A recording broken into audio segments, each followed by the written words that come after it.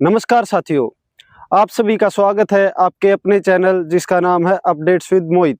उम्मीद करता हूं सभी साथी अच्छे होंगे, स्वस्थ होंगे और आपकी तैयारी बहुत अच्छी चल रही होगी। आज हम बात करेंगे हरियाणा पुलिस के बारे में। हरियाणा पुलिस कांस्टेबल की भर्ती जो भी ऑनगोइंग है। सबसे पहले हम बताते हैं, देखो ये भर्ती कब स्टार्ट हुई। अगस्त 2024 जब हरियाणा सरकार में इलेक्शन की आचार संहिता लगी, उस दिन इस भर्ती को निकाला गया। लेकिन अपने इलेक्शन कमीशन द्वारा इस भर्ती पर रोक लगा दी गई। पॉलिटिकल स्टंट बता के इसको रोक दिया गया। फिर अपने माननीय मुख्यमंत्री श्री नायब सैनी जी द्वारा इसके बारे में आश्वासन दिया गया कि जैसे ही इलेक्शंस कंप्लीट होते हैं, रिजल्ट आता है, हमारी सरकार बनती है, हम उसके बाद इसको तुरंत पूरी करेंगे। लेकिन क्या होता है, जून जुलाई 2025 में एक लेटर आता है जिसमें इस भर्ती को विड्रॉ कर दिया जाता है। इस भर्ती के साथ साथ इसमें कई सारी भर्तियां भी थी, जैसे स्टेनो रिलेटेड और भी वैकेंसीज इसमें थी। फिर इसके बाद हरियाणा सरकार द्वारा सीईटी 2025 का विज्ञापन जारी होता है और उस नोटिफिकेशन में ये भी लिखा आता है कि जिस कैंडिडेट ने भी इसके लिए पहले अप्लाई करा था, हम उसको नए सीईटी में भी कंसिडर कर लेंगे और उनको एज रिलैक्सेशन भी देंगे। लेकिन उसके बाद सूरज वर्सेस स्टेट ऑफ हरियाणा के नाम से एक CWP डलती है Haryana and Punjab high court में, जिसके लिए जो सूरज जो पटिशनर था उसके द्वारा डिमांड की जाती है कि जो ये भर्ती है ये पुराने सीईटी यानी कि सीईटी 2022 पर ही होनी चाहिए।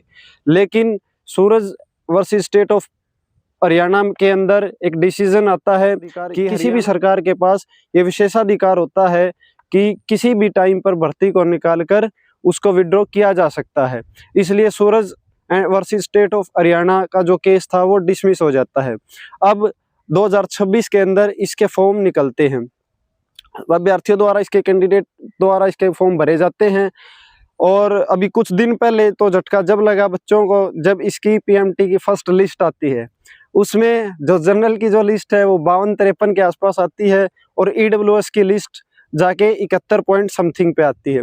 ये EWS वाले कैंडिडेट्स के लिए और SC, BC, BCA, BCB जो भी थे सभी के लिए एक झटका था। सभी लोग, लगभग सभी साथियों ने सोचा था कि इसके अंदर Promila versus state of Haryana high court में जो डाली गई थी अपील, प्रोमिला जो जीती थी, वही रिजर्वेशन पॉलिसी इसके अंदर लगेगी। लेकिन हरियाणा सरकार द्वारा पुराने वाली रिजर्वेशन पॉलिसी लगा के बच्चों को शॉर्ट लिस्ट किया जाता है PMT के लिए। और 10 उसके बाद बहुत सारे साथी ऑनरेबल हाई कोर्ट को अप्रोच करते हैं।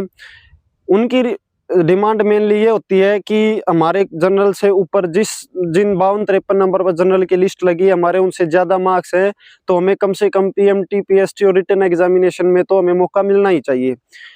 ऑनरेबल हाई कोर्ट द्वारा उनकी इस डिमांड को कंसिडर किया जाता है और डिमांड्स जो थी पेटिशनर्स की, ओनली पेटिशनर्स को उसमें अलाउ कर दिया जाता है। उसके बाद फिर बहुत सारे कैंडिडेट्स पेटिशनर बन के ऑनरेबल हाई कोर्ट जाते हैं, वहां पर भी उनको भी अलाउ कर दिया जाता है। लेकिन उनका PMT नहीं होता है अभी तक।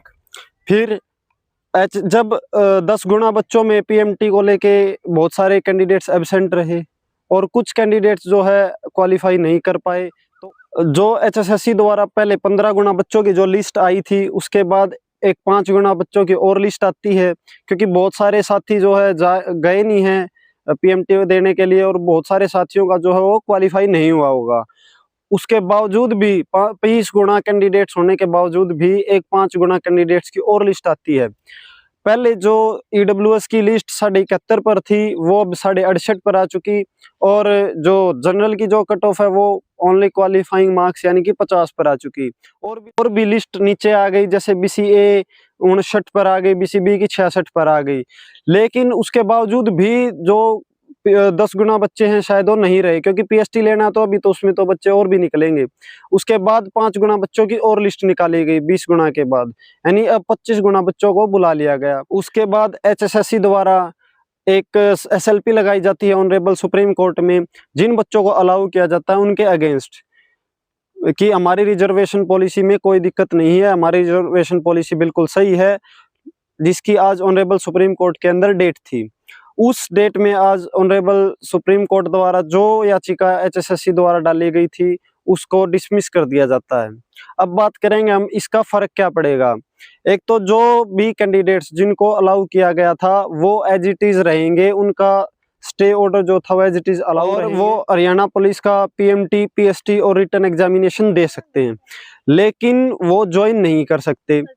अब ये मैटर किस चीज़ पे डिपेंड करेगा, ये करेगा Promila versus state of Haryana के केस पे, जो कि अभी ऑनरेबल सुप्रीम कोर्ट में पेंडिंग है। ऑनरेबल सुप्रीम कोर्ट में इसकी जो डेट है वो 21 जुलाई है। 21 जुलाई को अगर प्रोमिला जीत जाती है तो एचएसएससी को अपनी सारी लिस्ट दोबारा से रिवाइज करनी पड़ेगी, और अगर लिस्ट रिवाइज होती है तो अब ये मत मानना कि जिसका पीएमटी हो जाएगा उसको फिर से देना, नहीं। उसका पीएमटी जिसका हो गया ठीक है, जो बच्चा भी नया आएगा उसको बाद में बुला लिया जाएगा। अगर प्रोमिला हार जाती है तो भाई जो ये कैंडिडेट्स हैं इनका ऑटोमेटिकली जो स्टे ऑर्डर है वो कैंसिल हो जाएगा। तो भाई ये आज जो भी पिटिशनर थे उनके लिए एक बहुत अच्छा रिलीफ है। हाँ, आपके लिए एक बहुत ही खुशी की बात है ये।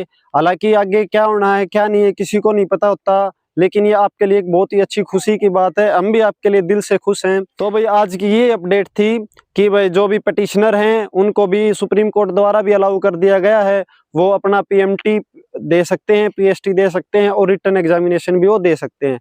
लेकिन फिर से क्या है कि जो सारा मैटर है वो प्रोमिला के केस पर ही डिसाइड होगा। ठीक है, इसी के साथ हम आपसे अलविदा लेते हैं।